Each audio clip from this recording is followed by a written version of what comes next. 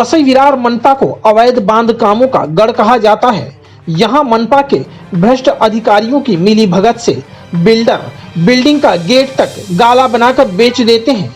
ऐसा ही एक मामला सामने आया नालासोपारा पश्चिम का, जहां मनसे के संजय मेहरा ने मनपा के भ्रष्ट अधिकारियों की सबूतों सहित पोल खोल दी, परंतु मनपा के वरिष्ठ अधिकारियों के कानों में जूं तक नहीं रेंगी, जिसके चलते अब संजय मेहरा ने मनपा पर आंदोलन करने का इशारा भी किया है।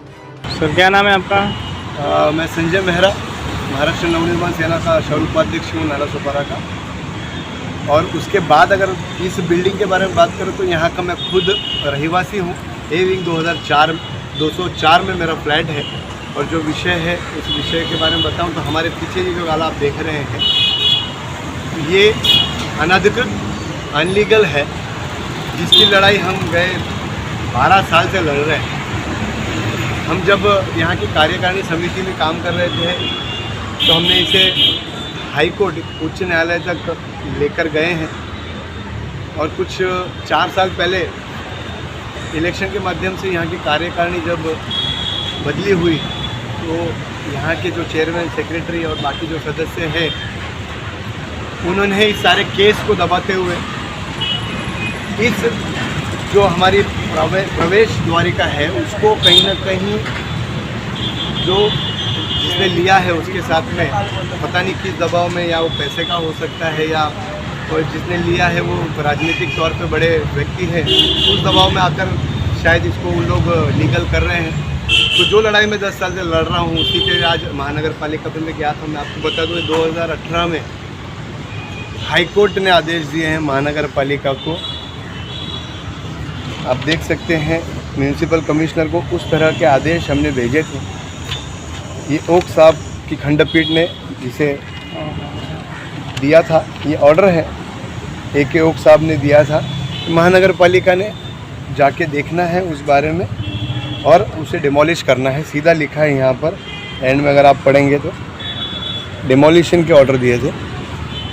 उसके बाद में बार बार आज इसको 3 साल हो गए, मैं इनको बार भोंगल कारोबार जो कागज मेरे को ये लेटर दे रहे थे प्रभाग समिति, आप देखेंगे तो इन्होंने इतनी सारी गलतियाँ की हुई है कि पूछिए मत। एक आदेश में ये कहते हैं, मैंने बाद में भ्रष्टाचार होने की एक मुद्दा उठाया मैंने।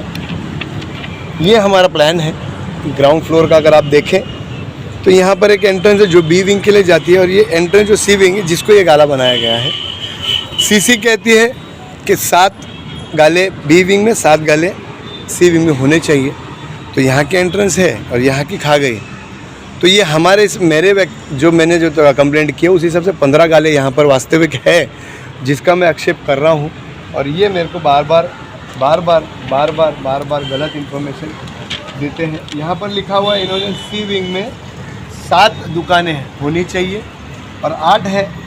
ऐसे आदेश नगर रचना ने यहाँ की प्रभाग समिति ई को दिया था, मगर 2021 में 10वें महीने में उस पर भी किसी तरह की कार्रवाई अब तक नहीं हुई है। तो अब हमने क्या करना है ये मैंने पूछने की कोशिश की है नगर रचना में जाकर। जब मैंने पत्र व्यवहार किया, जब इनके लेटर चेंज हुए हैं, यहाँ पर अगर आप देखें तो यहाँ पर भी इन्होंने कहा है कि B विंग में 6 गाले हैं और C विंग में 7, ऐसा करके 13 ही गाले हैं। अगर यहाँ पर आप अभी देखें वास्तविक तौर पे तो यहाँ पर अभी भी 15 गाले हैं। तो ये जो आखिरी के जो मेरे को प्लान में बताए गए वो 2 गालों को एक बताया जा रहा है टेक्निकली, और वो 2 जो 13 और 14 नंबर के गाले हैं उसको बताया जा रहा है कि वो एक है। तो वो जो 14 नंबर के ओनर है वो भी मेरे साथ है, आप उनसे बात कर सकते हैं कि ये गाला उन्होंने कब खरीदा था और उनका नंबर क्या है। वो आप उनसे जाएंगे, थोड़ी जानकारी ज़्यादा होगी। इसमें लिखा है देखिए बार। और यहाँ पे BP प्लान अगर आप देखें तो उसमें चेंजेस देखिए। BP प्लान 3142 है और एक जो इन्होंने हमको डॉक्यूमेंट दिए हैं उसमें BP प्लान 3145 है। तो ये जो महानगर पालिका कर रही है तो वो भी जानकारी में है या नहीं पता नहीं। तो आप इससे अंदाज़ा थोड़ा ले सकते हैं कि कितना गलत काम हो रहा है। 2 BP प्लान दिए जा रहे हैं उन्हीं के माध्यम से नगर रचना के। अगर इसको आवाज़ नहीं उठाऊंगा तो फिर मुझे लगता है कि अगर मैं मेरी बिल्डिंग का विषय नहीं कर सकता तो मुझे राजनीति छोड़ देनी चाहिए। और इसमें राजनीति नहीं है, एक पार्टी का प्रतिनिधित्व करता हूँ। आप ये देखेंगे ये कंटिन्यू। और अब ऐसा जो मैं आरोप लगा रहा था जो सोसाइटी के जो मेंबर्स हैं वो पैसा खा के कहीं ना कहीं या किसी दबाव में इन्होंने इधर स्पष्ट सीधा सीधा लिखा है कि Nilesh Deshmukh shop number 9A के जो है वो VVMC के माध्यम से इनको अबेंडन प्लान मिला है 2009 का। और जब 2009 में अबेंडन हो रहा है तो 2007-8 में तो हमारी सोसाइटी फॉर्मेशन हो चुकी थी। और जब सोसाइटी हैंडओवर बिल्डर से हो चुकी है तो बिल्डर अबेंडन कैसे कर सकता है प्लान को? मेरा सबसे बड़ा पहला सवाल यह है। और ये बार बार मैं जब मांग रहा हूँ किसी ना किसी माध्यम से, राइट टू इन्फॉर्मेशन एक्ट से मेरे पास पूरी माहिती, अगर आप यहाँ पर देखें, यहाँ पर इन्होंने मुझे महेश पाटिल जो भी यहाँ के सभापति उन्होंने दिया, वहाँ पर भी 3145 लिख रहे हैं जबकि वही है। उसके बाद आप देखेंगे यहाँ पर लिखा गया है कि शॉप 12 ही है, जहाँ मैं 15 बोल रहा था और इनके कागज पत्र 13 बोल रहे थे और इनकी सीसी बोल रही है 12 है, 94 फ्लैट है। तो ये क्या कर रहे हैं मेरे को समझ में नहीं आ रहा है। मैं इनके कामकाज पे प्रश्न उठा रहा हूँ, इसमें किसी तरह की राजनीति नहीं, इन्होंने ही दिया हुआ है। महेश पाटिल, इनको निलंबित करने का मैंने एक पत्र भी दिया था क्योंकि कार्य कुछ नहीं हो रहा था उनसे।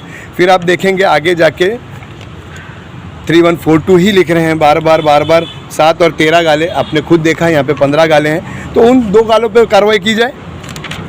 उसके बाद सबसे बड़ी चीज़ मैं आपको बताऊं कि ये जो है ये रजिस्ट्रार के पास, ये सोसाइटी जब रजिस्टर होती है तो एक कागज पत्र देने पड़ते हैं। वहाँ पर लिखा है पूनम 14 गाले शॉप, अगर आप वहाँ से देखें शॉप 614, ये सिर्फ और सिर्फ आप देखेंगे 2005 में रजिस्टर हुआ है। अभी इस पर कैसे नकारा जा सकता है? तो ये सारी चीज़ें होने के बाद में भी एक बड़े पक्ष का पदाधिकारी होने के बावजूद भी अगर मुझे इस तरह से दौड़ाया जा रहा है तो आम आदमियों का इस नाला सोपारा वसई विरार में कैसा हल होगा, आप इसके बारे में थोड़ा अंदाज़ा लगा सकते हैं। और आज मैं धरना आंदोलन करने वाला था मगर किसी कारण से नहीं, आयुक्त की बदली हो गई, नया आयुक्त आया, इसलिए चर्चा करना आवश्यक था, तो हमने चर्चा की है। 2 दिन तक हमको समय मांगा गया है और मैं आपको आपके माध्यम से लोगों को बताना चाहता हूँ कि अगर 2 दिन के भीतर नगर रचना या इनके चर्चा से अगर हमारे पर हमको संतुष्ट नहीं किया गया इस विषय में, तो आने वाले 7 या 10 दिन में मैं आमरण उपोषण पर इस विषय को लेकर बैठूंगा। नाला सुपारा से द डर्टी पॉलिटिक्स की एक रिपोर्ट।